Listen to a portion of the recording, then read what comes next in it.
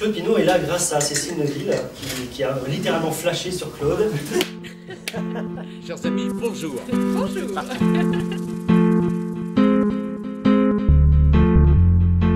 Il y a 4 ans, j'étais complètement tétraplégique, avec un diagnostic que je qualifie de coup de poing dans la gueule.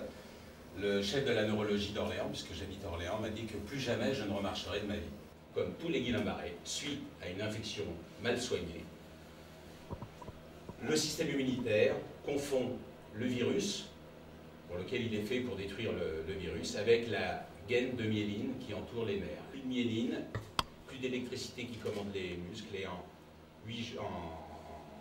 24 heures, je me suis retrouvé en réanimation à Orléans pour un voyage au bout de l'enfer, destination paradis quand même, mais quand même 300 jours sur le dos, sans pouvoir jamais bouger, ni se gratter, ni manger, et la liste est longue. Le chef de la neurologie m'a dit que suite à l'EMG, l'électromyogramme, l'axone était détruit. En général, la myéline ne se reconstitue pas autour de l'axone qui n'existe plus, bien évidemment.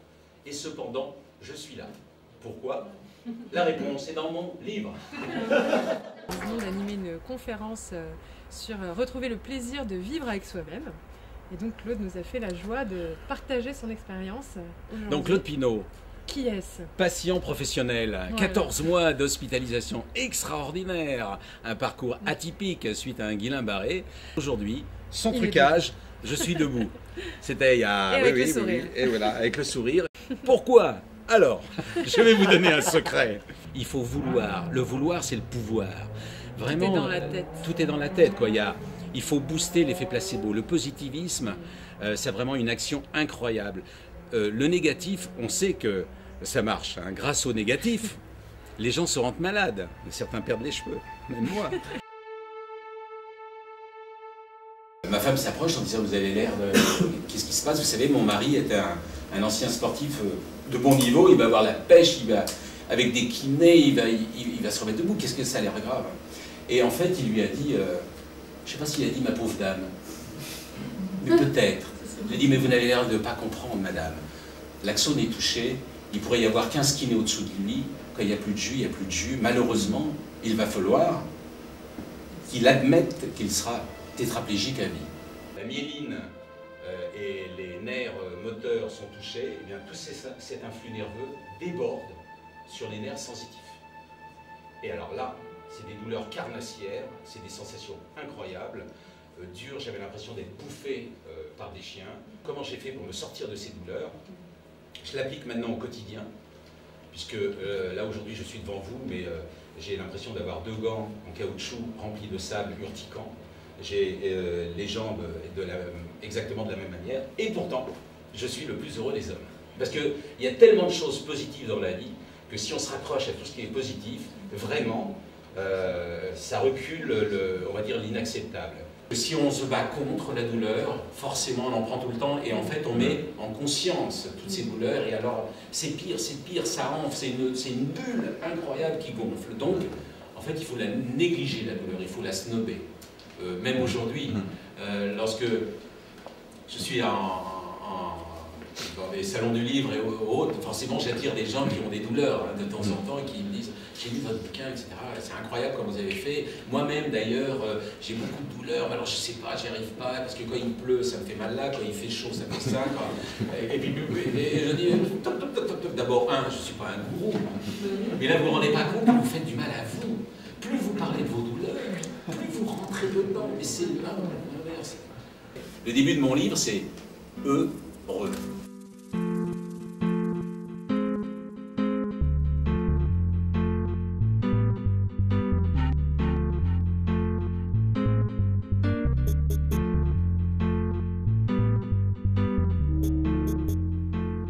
J'étais hospitalisé en mars, en décembre, là j'étais vraiment au bord de la mort. Malgré tout, quand j'ai senti qu'il fallait que je me débrouille pour devenir un homme debout, parce que j'aimais vraiment la vie et j'aime toujours la vie, je disais à tous les gens qui rentraient dans ma chambre, les infirmières, les médecins et tout le monde: en marche, je marche. En marche, je marche. Mais le 31 mars, je ne marchais toujours pas. Je suis loin d'être un surhomme, mais si on me dit c'est foutu, je serais foutu. Je voulais vraiment redevenir un homme debout, sinon rien. Sinon rien.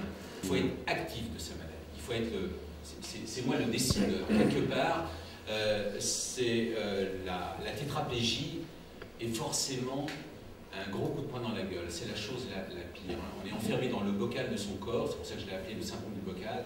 C'est horrible. J'ai construit, j'ai eu des sensations, j'ai visualisé des choses très simples que je connaissais. J'ai ramassé les choses les plus fortes et les plus heureuses que j'avais en mémoire. C'est-à-dire, oh la vache, j'ai pas suffisamment serré mes enfants dans les bras. Je veux cette sensation-là. Donc, je pensais ça. Faire l'amour à ma femme, j'y ai pensé tout le temps, dans le moindre détail. Boire un verre avec mes copains. Des petits moments simples. Manger une purée. Et ça, c'est le plus grand des bonheurs. Et finalement, en avril, j'ai dénoué des fils. Lorsque j'étais dans ces orthèses et qu'elles étaient légèrement comme ça, pour que le sang revienne naturellement, j'avais plus de muscles au cœur, tout mon métabolisme était complètement chamboulé. Bon, enfin, et je pensais tout le temps, chaque jour, chaque heure, chaque minute, écarter mes doigts, serrer, caresser, cogner, tout le temps. Et un jour, ouais, la plus belle érection est arrivée. Et ça, ce qui est arrivé, c'est impossible. C'est impossible, parce que pour avoir du courant ici, l'axone part de la moelle épinière, là, jusque là. Donc, si c'est coupé, là, normalement, ça commence toujours par le proximal, ici, pour aller vers le distal. Toujours. Le neurologue peut dire, or, moi, puisque j'étais, avec ma belle érection, j'étais exhibitionniste. Et j'ai appelé toutes les infirmières pour venir la voir, venez voir. Donc tout le monde l'a vu, bien évidemment. C'était incroyable. Les médecins aussi ont dit, tiens, et pourquoi il y a du courant là? Personne ne saura.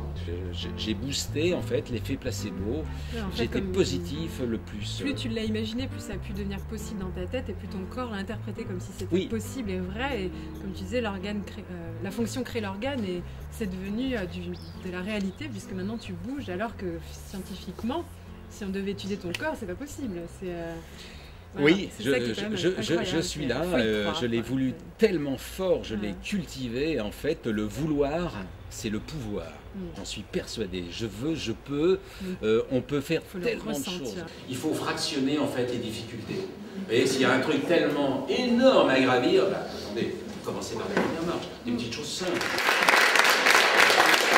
J'ai des petits bonus là. Voilà. Ouais, tout est bonus, quoi. C'est incroyable. Là, je fais du rable. Là, je suis un voleur de temps. Et je suis devenu une éponge à bonheur. Voleur de bonheur. Ouais. Je prends tout.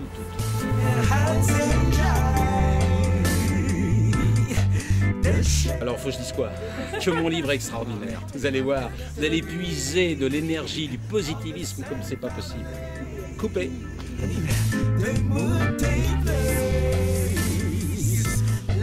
Si vous voulez être heureux, soyez-le.